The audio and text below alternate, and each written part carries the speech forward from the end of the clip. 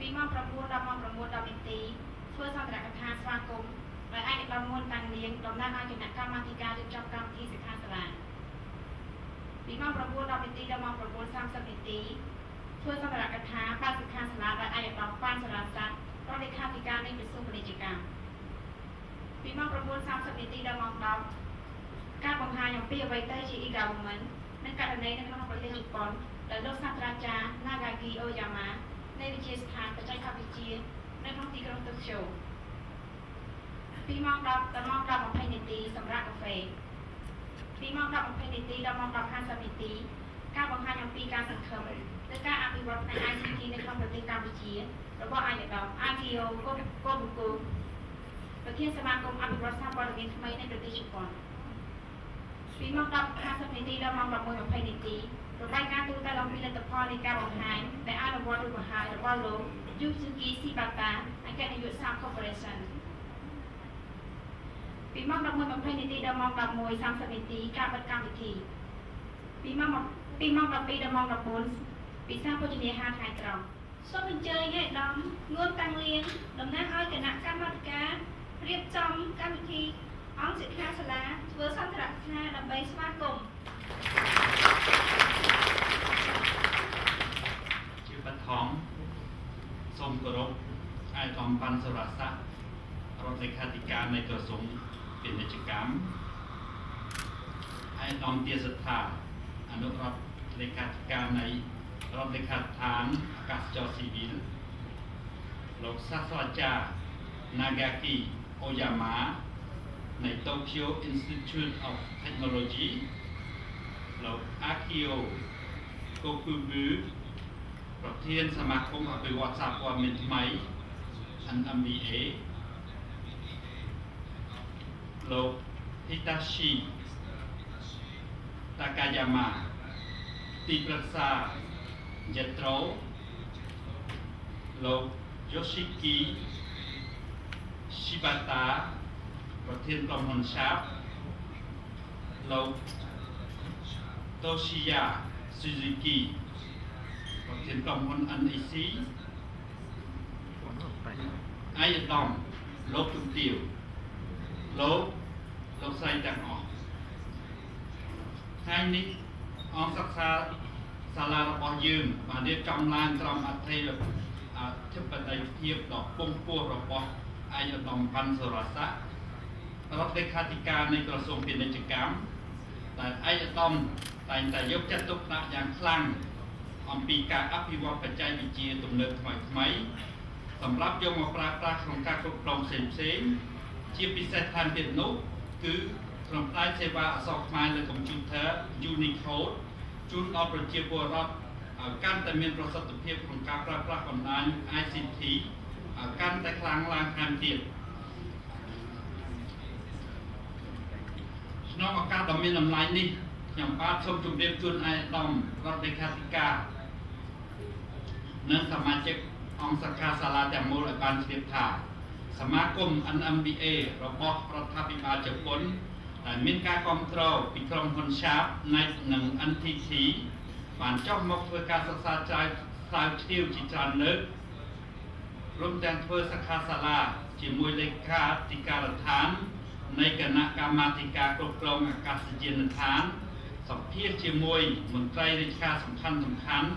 នៅតាមបណ្ដាស្ថាប័នរដ្ឋនានានិងធ្វើការបង្ហាញអំពីបច្ចេកវិទ្យាសារគមនាគមន៍និងព័ត៌មានវិទ្យាសម្រាប់សេវារដ្ឋបាលអេឡិចត្រូនិកម្ដងរួចមកហើយនឹងប្រព័ន្ធសន្តិសុខបច្ចេកវិទ្យាជាច្រើនលើកដើម្បីឲ្យមានការយល់ដឹងអំពីសារៈប្រយោជន៍របស់បច្ចេកវិទ្យាទំនើបនេះទន្ទឹមនឹងនេះសមាគម NMDA ដែលធ្វើការវិតម្លៃអំពីទំហំតម្រូវការសេវារដ្ឋបាលអេឡិចត្រូនិករបស់រាជរដ្ឋាភិបាលកម្ពុជាហើយនឹងស្វែងរកផលិតភាពដល់ជំនួយឥតសំណងដល់រាជរដ្ឋាភិបាលកម្ពុជានាពេលអនាគតនៅបច្ចេកវិទ្យាទាំងនេះដែលមានក្រុមហ៊ុន Sharp, NET និង NTT ជាអ្នកផ្ដល់ការគាំទ្រផ្នែកបច្ចេកវិទ្យាដូច្នេះក្នុងពិធីនេះសមាគម NMDA រួមជាមួយក្រុមហ៊ុន Sharp, NET និង NTT នឹងពន្យល់អំពីអត្ថប្រយោជន៍របស់សេវារដ្ឋបាលដ៏ទំនើបនេះនិងបង្ហាញនូវឧបករណ៍និងកម្មវិធីជាក់ស្ដែងមួយចំនួននាពេលបន្តិចទៀតនេះផងដែរជាថ្មីម្ដងទៀតនេះខ្ញុំបាទសូមថ្លែងអំណរគុណយ៉ាងជ្រាលជ្រៅចំពោះវត្តមានរបស់អាយឧត្តមរដ្ឋលេខាធិការអាយឧត្តមលោកជំទាវអស់លោកស្រីនាងកញ្ញាទាំងអស់ដែលបានចូលរួមក្នុងពិធីនេះសូមអរគុណ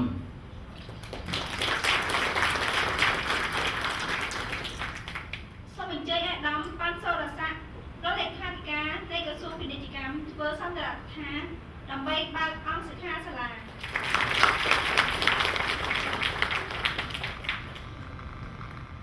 អាយដាមលោកជំទាវអាយដាមសាស្ត្រាចារ្យសិក្ខាសាលានេះនឹងចូលរួមចំណែកដ៏សំខាន់ដល់ការផ្សព្វផ្សាយឲ្យបានទូលំទូលាយអំពីអត្ថប្រយោជន៍នៃសេវារដ្ឋបាលអេឡិចត្រូនិកទំនើបដែលមានតួនាទីយ៉ាងសំខាន់ក្នុងការគ្រប់គ្រងផ្នែករដ្ឋបាលឲ្យកាន់តែមានប្រសិទ្ធភាពងាយស្រួលក្នុងការប្រើប្រាស់និងប្រកបទៅដោយសន្តិភាពជាឱកាសនេះខ្ញុំសូមថ្លែងអំណរគុណយ៉ាងជ្រាលជ្រៅចំពោះអាយដាមប្រធានសមាគមសារព័ត៌មានថ្មីនៃក្រសួងសេដ្ឋកិច្ចពាណិជ្ជកម្មនិងឧស្សាហកម្មរបស់រដ្ឋាភិបាលជប៉ុនដែលបានបញ្ជូនសហសេវករបស់ខ្លួនរួមទាំងក្រុមហ៊ុនដើម្បីបំផាញផ្នែកបច្ចេកវិទ្យារួមទាំងមានគុំនៅព័ត៌មានវិទ្យាពីក្រុមហ៊ុន Sharp ការធ្វើអន្តរកម្មរបស់រាជរដ្ឋាភិបាល ជាមួយប្រជាពលរដ្ឋក៏ដូចជាទូរជនក្នុងវិស័យសាធារណៈនិងសង្គមស៊ីវិលដែរវិស័យ ICT ក៏ក្លាយជាក្បាលម៉ាស៊ីនមួយដ៏សំខាន់នៃការអភិវឌ្ឍសេដ្ឋកិច្ចពិភពលោក ICT ក៏បានជួយចូលរួមចំណែកដល់ការអភិវឌ្ឍសហគ្រាសខ្នាតមីក្រូតូចនិងមធ្យមក្រុមហ៊ុននិងសហគមន៍ផងដែរព្រមទាំងជួយដោះស្រាយបញ្ហាសេដ្ឋកិច្ចពាណិជ្ជកម្មនិងសង្គមកាន់តែមានប្រសិទ្ធភាពតម្លាភាពនិងមានប្រសិទ្ធភាពជាពិសេសទៀត ICT ក៏ដើរតួនាទីដ៏សំខាន់ក្នុងការធ្វើឲ្យចក្រវាឡដ៏ធំរបស់យើងកំពុងរស់នៅឲ្យខ្លាំងជាភូមិសាកលដ៏តូចមួយក្នុងរយៈតាមរយៈការផ្លាស់ប្ដូរព័ត៌មានការធ្វើជំនួយនិងការធ្វើទំនាក់ទំនងជាដើមហើយនេះហើយយើងត្រូវចាប់យកឱកាសនិងចែករំលែកផលប្រយោជន៍នេះឲ្យបានគ្រប់គ្នាគ្រប់ពេលវេលានិងគ្រប់ទីកន្លែងឯកឧត្តមលោកជំទាវលោកលោកស្រីដែលអនុវត្តតាមកម្មវិធីនយោបាយជាក់ស្ដែងរាជរដ្ឋាភិបាលបានដាក់ឲ្យប្រើប្រាស់នៅប្រព័ន្ធរដ្ឋបាលព័ត៌មានវិទ្យាដែលមានកម្មវិធីសំខាន់ដូចជាប្រព័ន្ធសច្ចានុម័តអេឡិចត្រូនិកប្រព័ន្ធចុះបញ្ជីយានយន្តប្រព័ន្ធចុះបញ្ជីដីធ្លីនិងប្រព័ន្ធចុះបញ្ជីអ្នកស្នាក់នៅនៅតាមបណ្ដាខេត្តក្រុងទូទាំងប្រទេសដែលសមស្របតាមយុទ្ធសាស្ត្រចក្រកោណរបស់រាជរដ្ឋាភិបាលកម្ពុជាដោយឡែកក្រសួងពាណិជ្ជកម្មបានឈានមុខមុនគេដែលឲ្យមានដាក់ប្រើប្រព័ន្ធសេវាផ្ទាល់ខ្លួនឲ្យមានការប្រើប្រាស់ប្រព័ន្ធអ៊ីនធឺណិតអខ្សែក្នុងក្រសួងសម្រាប់មន្ត្រីនិងផ្ដល់សេវាជូនអតិថិជនក្នុងការទំនាក់ទំនងសកម្មភាពពាណិជ្ជកម្មសិក្ខាសាលាដែលលើកយកមកពិភាក្សាគ្នានេះពេលបន្តិចទៀតនេះគឺ ICT សម្រាប់បម្រើបណ្ដាញសេវារដ្ឋបាលពីប្រទេសជប៉ុនដែលប្រើប្រាស់សម្រាប់ធានាប្រសិទ្ធភាពត្រឹមត្រូវសម្រាប់ប្រសិទ្ធភាពការងារនិងបច្ចេកវិទ្យាសន្តិសុខសម្រាប់ស្ថាប័នរបស់ខ្លួនទន្ទឹមនឹងនេះខ្ញុំក៏សង្ឃឹមថាសហគមន៍អភិវឌ្ឍព័ត៌មានថ្មីនៃក្រសួងសេដ្ឋកិច្ចពាណិជ្ជកម្មនិងឧស្សាហកម្មរបស់រដ្ឋបាលជប៉ុនដោយរដ្ឋាភិបាលជប៉ុនបានជួយស្ដារនិងកសាងហេដ្ឋារចនាសម្ព័ន្ធផ្លូវថ្នល់ស្ពាននិងអគារផ្សេងៗជាដើមវាជាកន្លងមកជាទីបញ្ចប់ខ្ញុំសូមប្រសិទ្ធពរជូនឯកឧត្តមលោកជំទាវលោកស្រីឲ្យជួយតែសេចក្តីសុខនិងបានទទួលជោគជ័យក្នុងភារកិច្ចនិងសូមឲ្យមិត្តភាពសមាជិកសាមគ្គីនិងកិច្ចសហប្រតិបត្តិការរវាងព្រះរាជាណាចក្រកម្ពុជានិងព្រះរាជាណាចក្រជប៉ុនស្ថិតភាពប្រសើរជានិច្ចនិងសូមប្រកាសបើកអង្គសិក្ខាសាលាចាប់ពីពេលនេះតទៅសូមអរគុណសូមអញ្ជើញលោកយោស៊ីគីស៊ីបាតាអគ្គនាយកសារ Corporation មានប្រសាសន៍ពីរបាយការណ៍ទូទៅអំពីលទ្ធផលនៃការបង្ហាញដែលអនុវត្តរួចហើយ His Excellency, ladies and gentlemen, thank you very much for your attendance. I am Yoshiki Shibata of Sharp Corporation from Japan. Today, I'd like to explain to you how important the network infrastructure step is for industrial growth, for administration of country and prosperity, for future of everyone.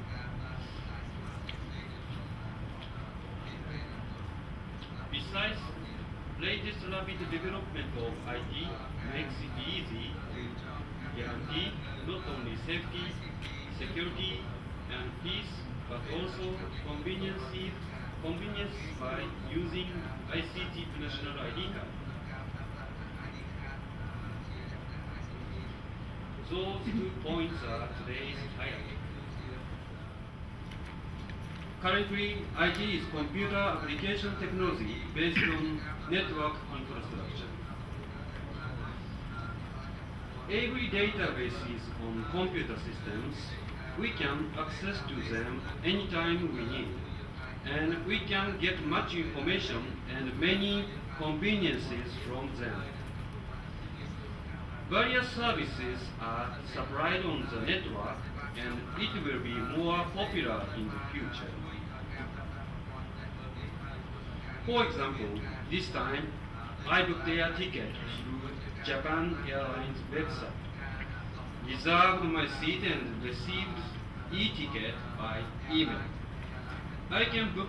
Intercontinental Hotel Phnom Penh through hotel chain website. 2. Reservation number was sent by email. And I'm here. Reservation change or cancel is available easily through internet, of course. In these cases, I accessed the reservation system by using ID and password issued by service. Next, I tell you about e-learning. In Japan, prep school for university entrance examination or universities have introduced this system. Students can access the database from everywhere or school building by using IC chip student card. The more network utilization advances,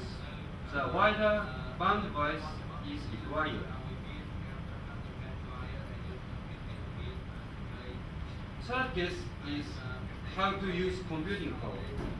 We have to remember not only the huge storage, but also strong computing power. System is very simple. People who use it, we expect low cost and high quality services of government. I will tell you how to keep security by using an IC card. There are three significant methods. Number one is ID. Generally, we use IC card as ID card because it is very easy to find who issues the IC card. There are no way to do justice because digital signatures are. For individual certification, password is very popular, but today some companies and countries have introduced biometrics data like fingerprint. Number two is communication path. VPN, vertical private network, is a reasonable solution. Above all, on-demand VPN that was developed only recently in Japan is the best solution, as we showed you last week. PKI technology. I have to explain about PKI, public key infrastructure technology. PKI is one of the encryption technology. Two keys in advance, public key and secret key are the main player in this technology. And the digital signature plays absolutely in PKI system.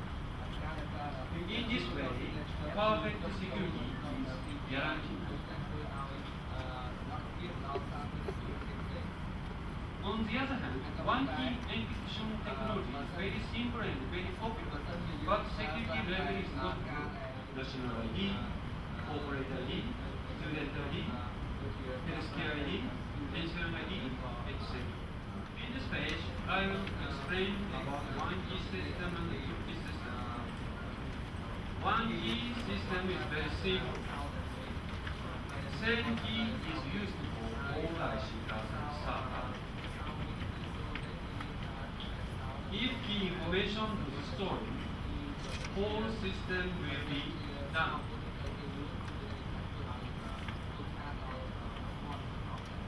On the other hand, two-key system is very complicated. All cards have different key pairs. Server has a follow key, we call it public key.